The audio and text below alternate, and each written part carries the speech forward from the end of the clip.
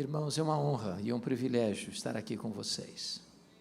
Então, nós vamos abrir a palavra, por gentileza, na primeira carta do apóstolo Paulo aos Tessalonicenses, capítulo 4, versos 13 a 18.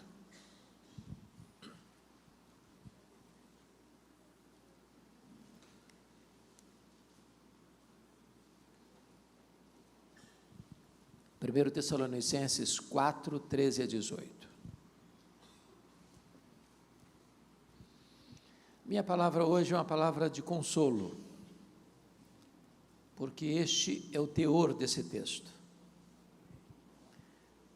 Não queremos, porém, irmãos, que sejais ignorantes com respeito aos que dormem, para não vos entristecerdes como os demais que não têm esperança. Pois se cremos que Jesus morreu e ressuscitou, assim também Deus, mediante Jesus, trará em sua companhia os que dormem. Ora, ainda vos declaramos por palavra do Senhor isto: nós, os vivos, os que ficarmos até a vinda do Senhor, de modo algum precederemos os que dormem. Porquanto o Senhor mesmo, dada a sua palavra de ordem, ouvida a voz do arcanjo, e ressoada a trombeta de Deus, descerá dos céus, e os mortos em Cristo ressuscitarão primeiro. Depois nós, os vivos, os que ficarmos, seremos arrebatados juntamente com eles entre nuvens, para o encontro do Senhor nos ares, e assim estaremos para sempre com o Senhor. Consolai-vos, pois, uns aos outros, com essas palavras. Amém. Irmãos, o apóstolo Paulo era um pastor e ao mesmo tempo um apologeta. Ele era um pastor e ao mesmo tempo um teólogo. E Paulo está escrevendo esse texto porque a igreja de Tessalônica, que era uma cidade grega, aliás, a capital de uma província grega chamada Macedônia, estava sendo influenciada esta igreja pela cultura secular. Em vez da igreja influenciar o mundo influenciava a igreja.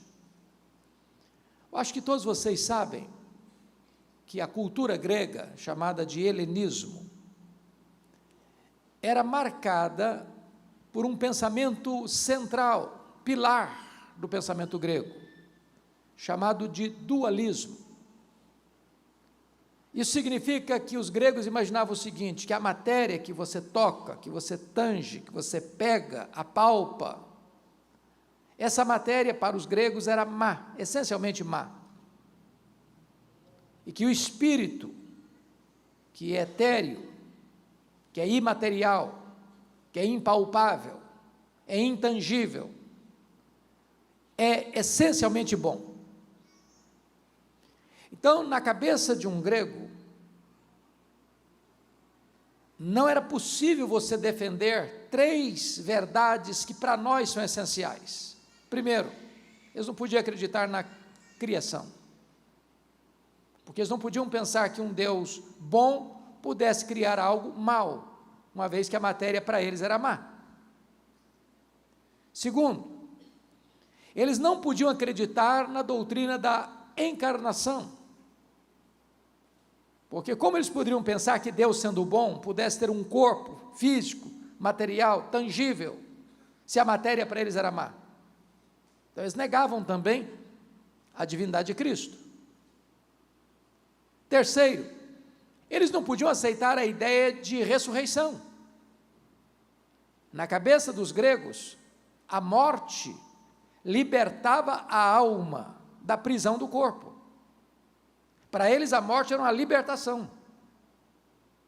Na cabeça deles, enquanto você vive, sua alma, que é santa, boa, pura, está numa masmorra, num cárcere do corpo, que é material. Então, quando a pessoa morria para o grego, essa alma era liberta dessa prisão. Então, na cabeça deles, falar em ressurreição era um contrassenso, era um anticlímax. Era um retrocesso. Então os gregos negavam peremptoriamente a doutrina da ressurreição. O que estava acontecendo? Esse pensamento entrou na igreja. Estava formatando a mente de alguns crentes. Então, quando um crente morria, em vez de ter consolo, tinha desesperança, tinha tristeza, tinha pesar. E olha como é que Paulo começa esse texto. Não queremos, porém, irmãos, que sejais ignorantes com respeito aos que dormem, para não vos entristecerdes como os demais que não têm esperança.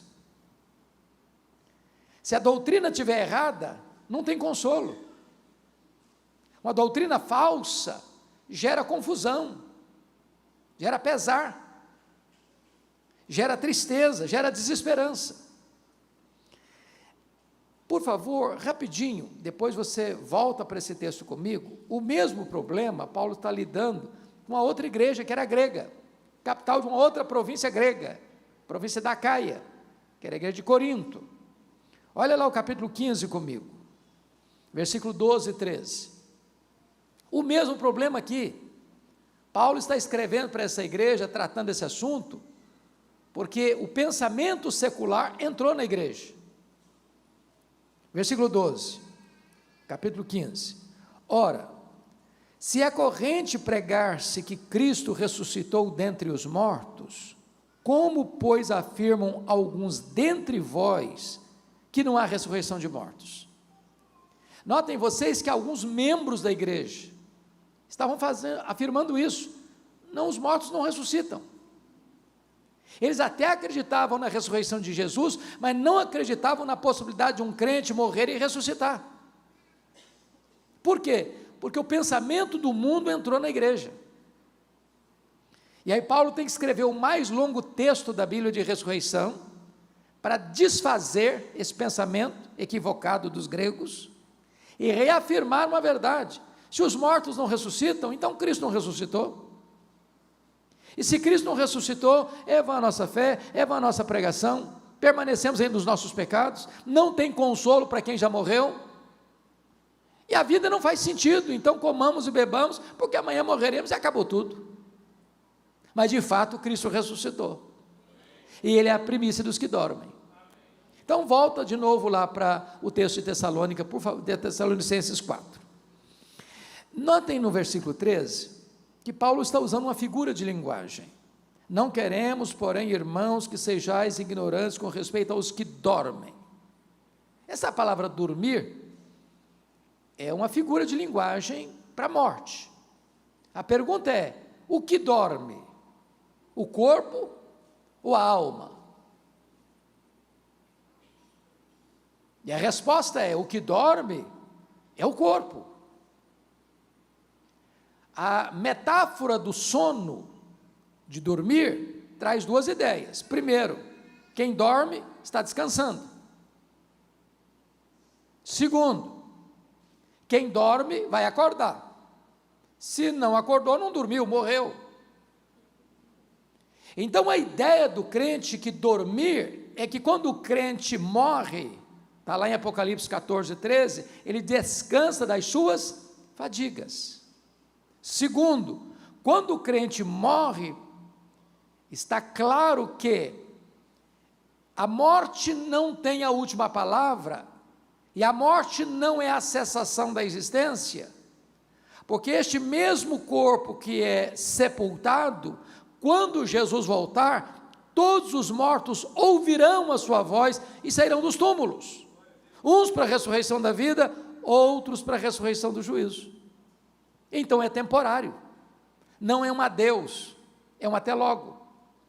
Bom, há muitas pessoas que acham que o que dorme é a alma. Não é a alma que dorme. Porque esse é um assunto, irmãos, muito sensível. É a pergunta que mais se faz: o que acontece quando a pessoa morre? Se você perguntar isso para um existencialista ateu, ele vai dizer, morreu, acabou. O homem é só matéria, então morreu, cessou tudo, acabou. Não tem mais nada. Se você perguntar isso para uma outra teologia, por exemplo, a romana, você vai dizer assim, morreu, a pessoa não é tão boa para ir direto para o céu, não é tão má para ir direto para o inferno, então vai para o purgatório. Então fica sofrendo,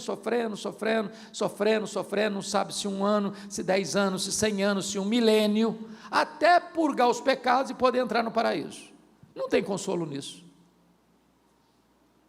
Se você perguntar para um espiritualista, o que acontece quando a pessoa morre? Bom, morreu, o espírito saiu do corpo, desencarnou, fica vagando, depois reencarna, depois desencarna, depois reencarna, desencarna, reencarna, desencarna, reencarna, num processo ad infinito, não tem esperança. Se você perguntar para uma outra vertente religiosa, não, morreu, a alma fica dormindo, inconsciente. Bom, mas também não tem esperança. O que a Bíblia diz? A Bíblia diz que quando um crente morre, morrer é deixar o corpo para habitar com o Senhor. Morrer é partir para estar com Cristo, que é incomparavelmente melhor. Hebreus diz que quando um crente morre, seu espírito é imediatamente aperfeiçoado para entrar na glória. O que Jesus disse quando ele morreu na cruz? Pai, nas tuas mãos, entrega o meu espírito. Mas no mesmo dia, ele foi sepultado. O corpo dele foi para um túmulo, mas o espírito dele foi entregue ao Pai. O que Jesus disse para o ladrão à sua direita que se arrependeu? Hoje mesmo estarás comigo no paraíso. O paraíso não era a sepultura. O paraíso é o céu, é a casa do Pai, é a nova Jerusalém, é o seio de Abraão, é o lugar de bem-aventurança eterna. Então, Paulo está mostrando para a igreja que quando um crente morre, não é para a gente ficar desesperado, para viver como aqueles que não têm esperança, carimbados pela tristeza. Aliás, você e eu não precisamos ficar fazendo especulação sobre isso, porque há muita especulação. E a primeira razão por que nós não precisamos especular sobre isso, está aí no versículo de número 15, e a primeira verdade que eu quero pontuar, é a revelação. Ora, ainda vos declaramos por palavra do Senhor isto, ou seja, não é uma opinião de um teólogo, não é uma decisão de um concílio eclesiástico, não é uma corrente teológica, é uma revelação de Deus. Deus já se pronunciou sobre o assunto, a palavra dele já traz ensino claro, peremptório, final sobre a matéria, é a revelação de Deus. Então eu não preciso cogitar, eu não preciso especular, eu não preciso ter dúvida, Deus já falou sobre o assunto, é a revelação dele. E talvez um dos assuntos que mais me perguntam, e talvez perguntam o pastor Júnior, ou perguntam os irmãos que já são crentes mais maduros na fé, como é que vai ser esse negócio? Como é que vai ser o corpo da ressurreição? Será que nós vamos nos conhecer no céu? Como é que vai ser? Por exemplo, imagine você comigo, morreu um bebê no ventre da mãe, não chegou a nascer, vai ser um feto glorificado no céu? Morreu um bebezinho, acabou de nascer e morreu, vai ser um bebezinho, lá no berço celestial? Ou imagine você comigo, uma pessoa que morre depois dos 100 anos, lá em Vitória nós temos uma irmã muito querida, que completou 109 anos, pasmem vocês, enfia linha na agulha sem óculos, com 109 anos, e eu fico com inveja dela, porque se eu tirar o óculos eu não consigo ler minha Bíblia. Será que uma pessoa que morre com mais de 100 anos, vai ser um vovozinho, uma vovozinha de bengala no céu? Ou uma pessoa que nasceu sem um membro do corpo, vai ser uma pessoa com o corpo amputado lá no céu? Nós não precisamos especular sobre isso, a Bíblia tem revelação sobre isso. A Bíblia diz em Filipenses 3:21 que o nosso corpo será semelhante ao corpo da glória do Senhor Jesus. Perfeito, completo. Vai ser um corpo de glória. Vamos nos conhecer ou não vamos nos conhecer no céu? É óbvio que vamos nos conhecer. Irmãos, o céu é glorificação. Aqui você e eu conhecemos como que por espelho, obscuramente. Lá conheceremos como também somos conhecidos. Se eu perguntar aqui para a pessoa que tem mais anos de casado, você conhece a sua mulher? Perguntar para o marido. Ou perguntar para a esposa assim, você conhece seu marido? Se a pessoa for honesta, está dizendo, estou conhecendo ainda. Mas deixa eu mudar a pergunta. Os gregos estavam errados. A máxima dos gregos era, conhece-te a ti mesmo. Eu não me conheço. Tem hora que você não fica chocado com você mesmo, não? Tem hora que você não se escandaliza com você mesmo, não? Tem hora que você não se colhe pensando em coisa, não sou eu que estou pensando nisso, não é possível. Deve ser outra pessoa, eu não. Nós não nos conhecemos. Mas no céu, nós vamos ter pleno conhecimento. Agora, alguém dizia, pastor, mas se nós vamos nos conhecer no céu, vai ser muito ruim, porque se eu chegar lá e minha mulher não estiver lá, meu marido não estiver lá, meu pai não estiver lá, minha mãe não estiver lá, meu filho não estiver lá, minha filha não estiver lá, meu vovô, minha vovó não estiver lá, vai perder a graça. No céu não tem lembrança amarga, Deus vai enxugar dos nossos olhos toda a lágrima. Agora, lá no céu nós não vamos ser famílias como somos aqui, nós vamos nos conhecer, vamos saber quem foi quem, mas lá no céu você não vai amar mais a sua mulher, ou o seu marido, ou o seu pai, ou a sua mãe, ou o seu filho, ou a sua filha, porque você vai amar Abraão, Isaque e Jacó. Às vezes nós criamos algumas coisas que não estão na Bíblia. Por exemplo, já vi muito isso enquanto em funeral. Morre o marido, já depois de 50 anos de casamento, e a viúva, chorosa, passa a mão nas mãos geladas daquele que partiu e diz, meu querido, daqui a pouquinho eu estou indo. Passando a ideia que o casamento vai continuar no céu. Preste atenção nisso, casamento é só para aqui, tá? Morreu, acabou. Lá no céu não tem mais casamento. Alguém diz, ufa, até que enfim também, né? Vou dizer, que pena, podia continuar. Não, continua não. Nós não cremos em casamento eterno, não. Não tem esse negócio de casados para sempre, não. Casamento é só para esta vida. Mas lá no céu nós vamos ser uma única família. Embora sabendo quem é quem. Porque já imaginou você morar eternamente com alguém sem saber quem ela é? Faz sentido isso? Então, Paulo está escrevendo esse texto para consolar a igreja, que, por influência de um pensamento humano, secular, da cultura helênica, estava marcada pela tristeza e desesperança. Então, quais são os pilares da nossa esperança? Primeiro, é que nós temos revelação de Deus sobre esse assunto.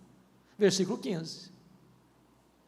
E está muito claro aí, ora, ainda vos declaramos por palavra do Senhor isto. Ele está tratando o assunto de ressurreição, de segunda vinda, de como vai ser o nosso arrebatamento, a nossa reunião eterna no céu. Mas há um segundo pilar desta esperança nossa, que é a parousia. Olha o verso 16 comigo. Porquanto o Senhor mesmo, dada a sua palavra de ordem, ouvida a voz do arcanjo, e ressoada a trombeta de Deus, descerá dos céus. Irmãos, nós cremos e aguardamos a segunda vinda de Cristo.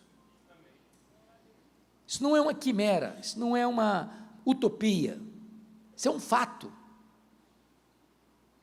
Há mais profecia sobre a segunda vinda de Cristo do que sobre a primeira vinda de Cristo. Todas as profecias a respeito da primeira vinda se cumpriram literalmente. E as profecias da segunda vinda estão se cumprindo e cumprir-se-ão literalmente. Como ele voltará? Primeiro, ele voltará pessoalmente.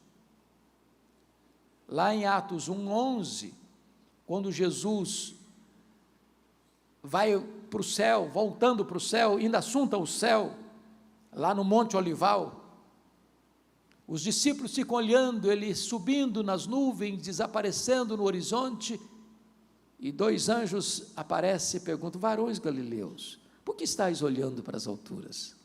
Este mesmo Jesus que viste subir, voltará entre nuvens. Ele não vai mandar um embaixador, não vai mandar Miguel, não vai mandar um anjo, um serafim, um querubim. Ele mesmo voltará pessoalmente. Segundo, a segunda vinda de Cristo não só será pessoal, ela será visível. Apocalipse 1:7 diz que todo olho verá, até aqueles que o traspassaram. Como assim? Quando Jesus voltar, diz a Bíblia, que os mortos ouvirão a sua voz e sairão dos túmulos, uns para a ressurreição da vida, outros para a ressurreição do juízo. Até mesmo Pilatos, até mesmo Anás, até mesmo Caifás, até mesmo Judas Iscariotes, até mesmo todos aqueles que condenaram Jesus à cruz e pregaram Jesus na cruz, ressuscitarão e verão Jesus vindo em majestade e glória. Não haverá sequer uma pessoa que deixará de ver este auspicioso e glorioso acontecimento, a apoteose da nossa fé, a acrópole da nossa esperança, a segunda vinda de Cristo. Terceiro, a segunda vinda de Cristo não só será pessoal e visível, ela será, em terceiro lugar, também audível. Veja você no versículo 16, está graficamente escrito aí: ouvida a voz do arcanjo, ressoada a trombeta de Deus. Talvez nenhum acontecimento da história será tão retumbante, vai ter um sonido tão pomposo, tão glorioso, um estrondo tão audível, que vai ecoar em todos os recantos do planeta, que não vai ter uma caverna tão escura, um quarto tão fechado, um buraco tão profundo, ou um local tão blindado que esta trombeta não faça chegar o seu sonido. Todo o ouvido ouvirá, assim como todo o olho o verá. Mas ainda, quinto lugar, a segunda vinda do Senhor Jesus, ela será repentina. Lá em Mateus 24, Jesus disse que vai ser como um relâmpago que risca os céus do oriente ao ocidente. Você, quando olha numa tempestade, vê que primeiro você vê o relâmpago, depois você escuta o trovão, certo? Os dois acontecem ao mesmo tempo. Como a velocidade da luz é maior que a velocidade do som, primeiro você vê o relâmpago, depois você escuta o trovão. Mas risca com essa velocidade. E Paulo, tratando essa matéria lá em 1 Coríntios capítulo 15, ele diz que a segunda vinda vai ser num momento, no abrir e fechar de olhos. E a palavra momento lá no grego é a palavra átomos, de onde vem a nossa palavra portuguesa átomo. Vai ser tão rápido como você abrir e fechar os olhos. Você já percebeu que você pisca sem perceber? Você não consegue contar quantas vezes durante o dia você abriu e fechou os olhos. Isso é automático. Essa palavra era usada também para o faiscar das estrelas ou dardejar da cauda de um peixe. Vai ser com essa rapidez que Jesus vai voltar. Ou seja, não dá para se preparar no último dia. Ou você prepara agora, ou aquele dia pega você de surpresa. Sexto lugar, a segunda vinda de Cristo será também inesperada.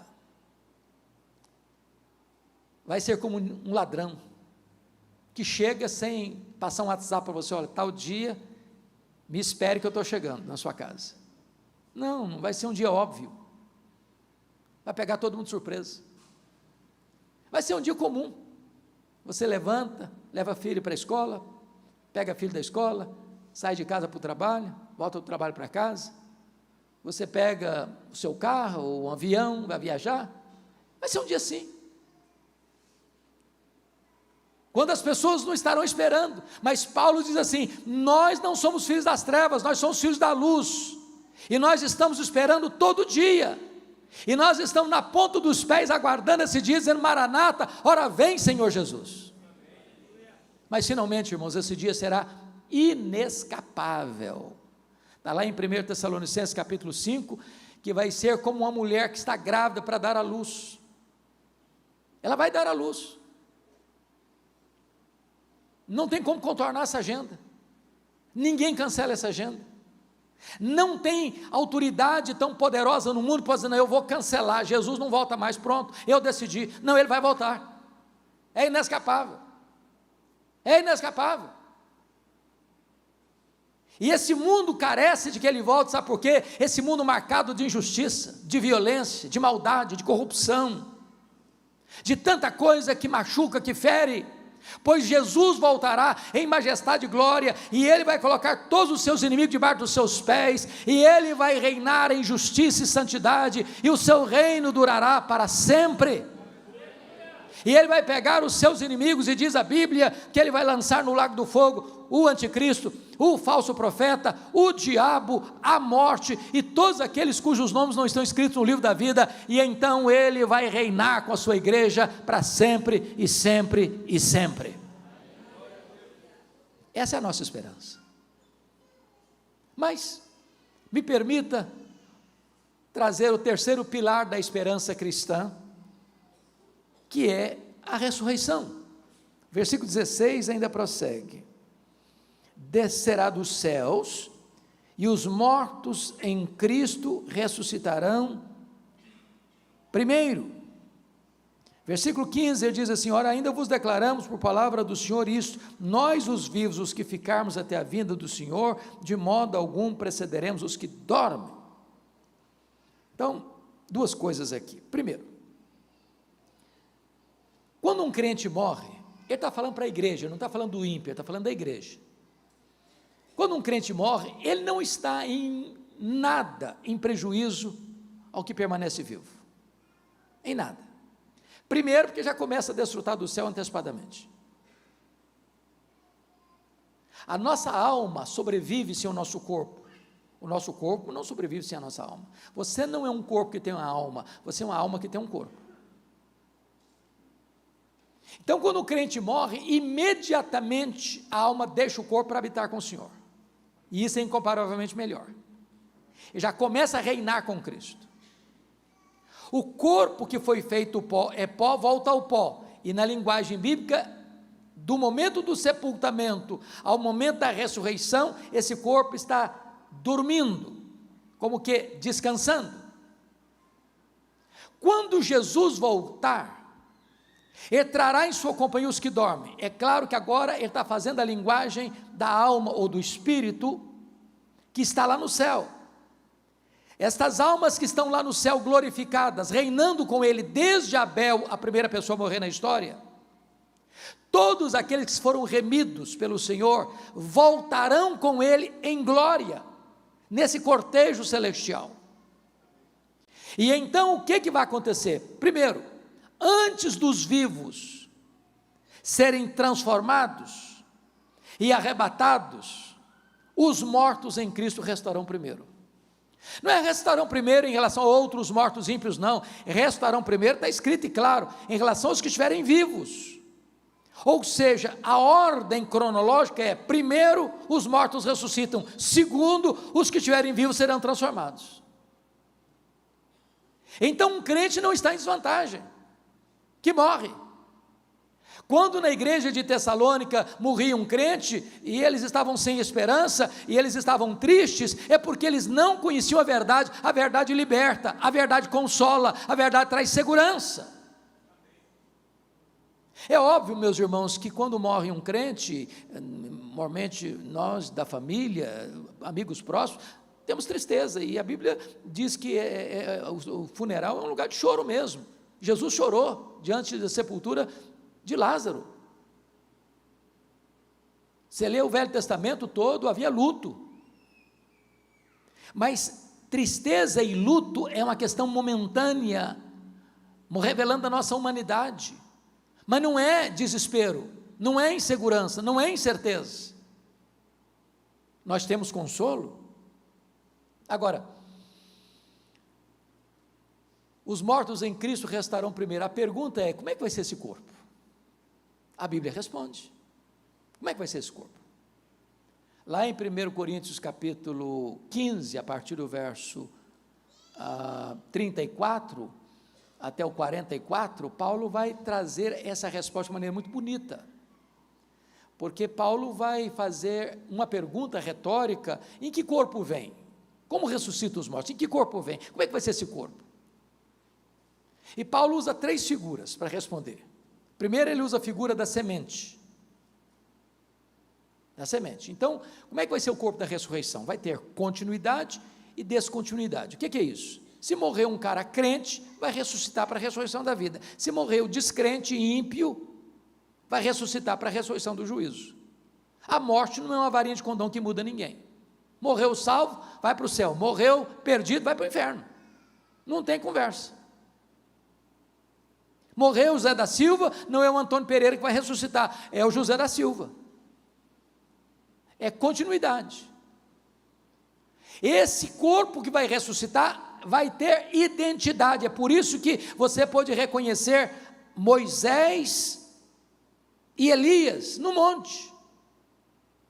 Não vai ser uma outra pessoa, é a mesma pessoa com a mesma identidade. Agora, o que vai ser descontinuidade? O que vai ser diferente? Paulo responde: semeia-se na corrupção, ressuscita-se na incorrupção. Ou seja, esse corpo nosso é susceptível ao desgaste do tempo.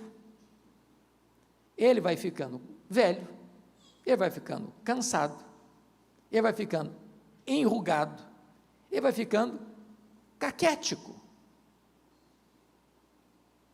Não tem para onde fugir. Eu até concordo que as mulheres são mais inteligentes que os homens, nisso admito. Elas driblam isso um pouco melhor do que os homens, né? Um bom cosmético dá uma boa trabalhada, né? Às vezes a pessoa acorda como um caos, e passa um bom cosmético, vira um cosmos, né? Daqui a pouquinho uma boa cirurgia plástica ajuda muito, mas chega uma hora que, ainda que Pitangui ressuscitado dentre os mortos, já não tem mais jeito de consertar, né? As pernas ficam bambas, os joelhos trôpegos, as mãos descaídas, os olhos embaçados, e diz os entendidos que cada fio de cabelo branco que brota na sua cabeça é a morte chamando você para um duelo. Então, não tem para onde fugir.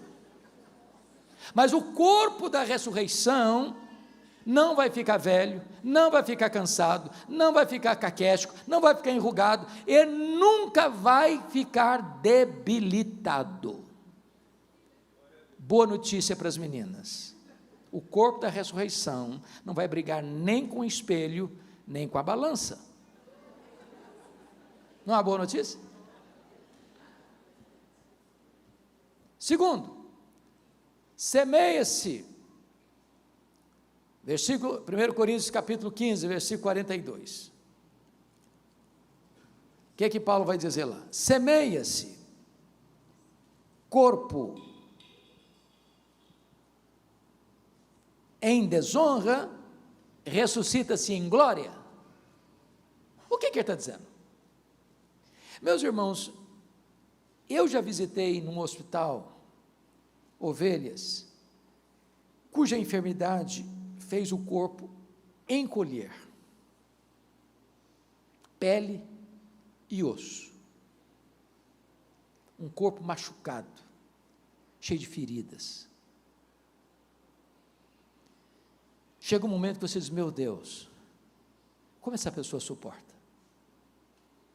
Quando esse corpo, que é uma semente, é lançada na terra, aquele corpo foi desonrado pela dor, pelo sofrimento. Mas o que vai brotar dessa semente enrugada é um corpo glorioso. E a Bíblia diz lá em Daniel que vai brilhar como astro. Quando João viu o corpo glorificado de Jesus na ilha de Patmos, o rosto dele brilhava como o sol no seu fulgor. Vai ser assim o nosso corpo. Mas olha o versículo 43 comigo de 1 Coríntios 15, que Paulo vai dizer outra coisa: semeia-se em fraqueza, ressuscita-se em poder. Olha que coisa curiosa é o nosso corpo. Dos seres, talvez o mais vulnerável é o ser humano, já percebeu isso? Nasce um bezerro, lá no pasto, o bichinho nasce meio troncho, mas daqui a pouquinho ele já procura a teta da mãe para mamar, e ele já sai andando meio desconcertado, mas daqui a pouquinho ele já está emprumado, daqui a pouquinho ele está correndo.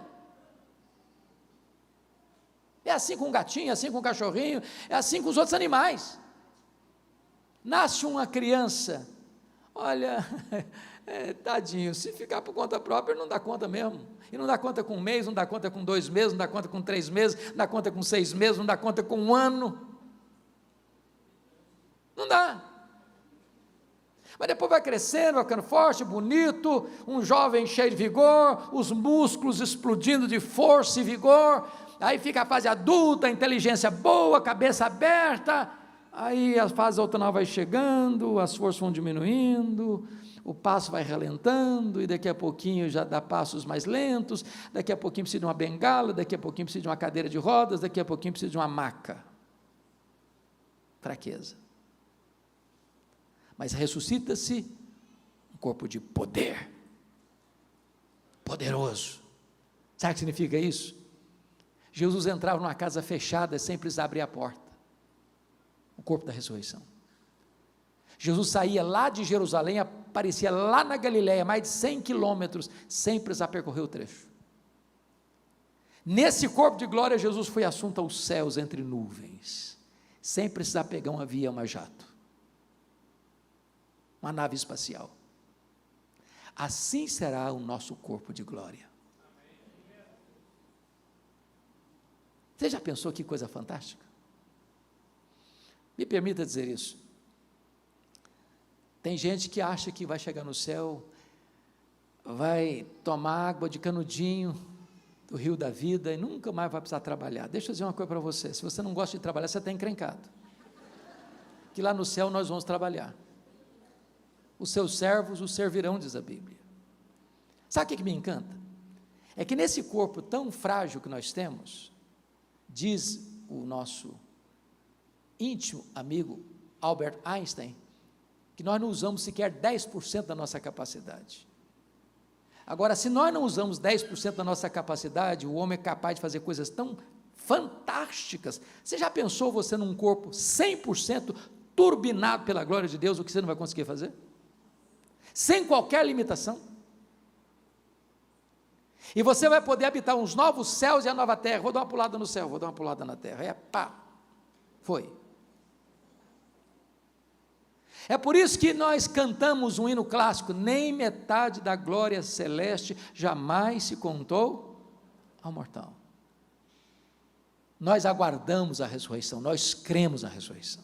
Essa é uma verdade fundamental do cristianismo. Mas me permita compartilhar com vocês o 4º pilar da esperança cristã.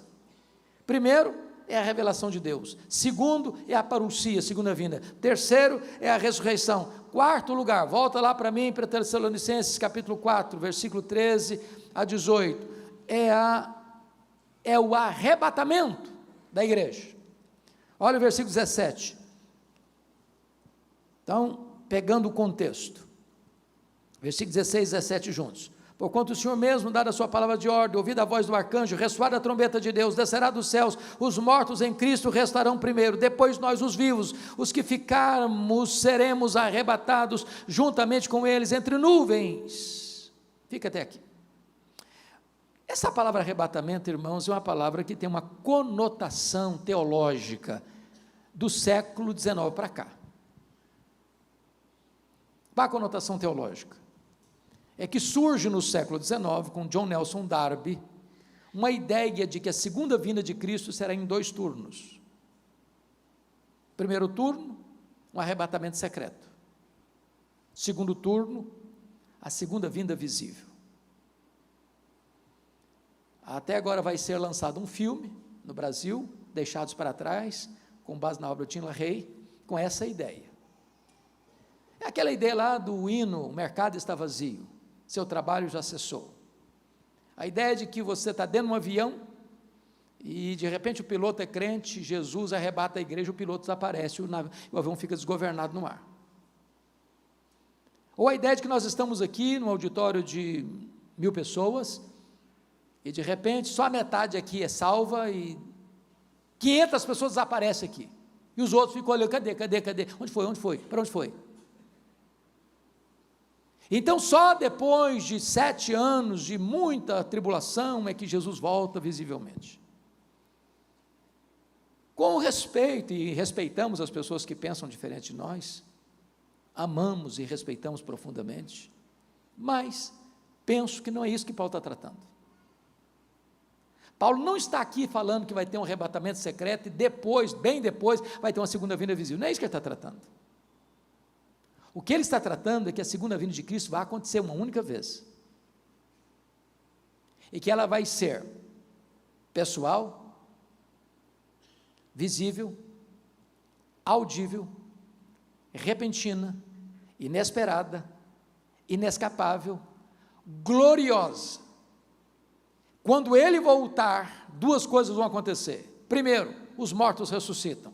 Segundo, os vivos, os que estiverem vivos, está lá em 1 Coríntios 15, serão transformados, e aqui está escrito, e arrebatados, juntamente, para o encontro nas nuvens. Ou seja, quando Jesus voltar, quem morreu, a alma já estava no céu, volta com Jesus, o corpo ressuscita, se une àquela alma que já estava no céu. Os que estiverem vivos não podem subir com esse corpo, que o reino de Deus não pode ser herdado por carne e sangue, ou seja, com esse corpo aqui eu não suporto a glória de Deus. Então ele tem que ser transformado.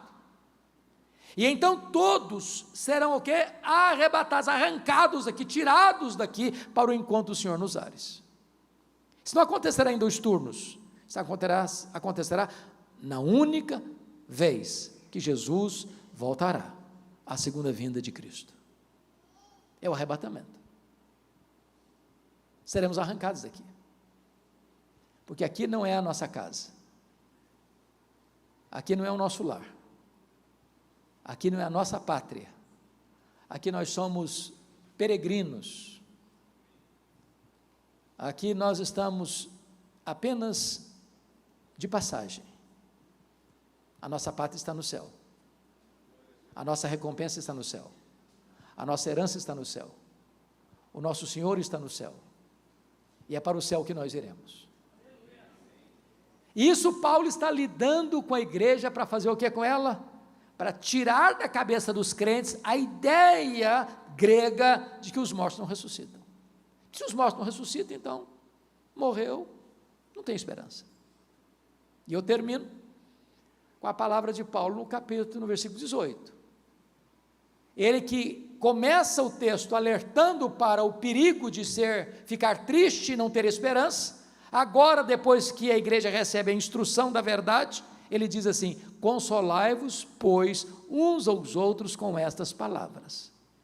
Em vez de você ser um agente do desespero e da tristeza, agora você é um embaixador da consolação.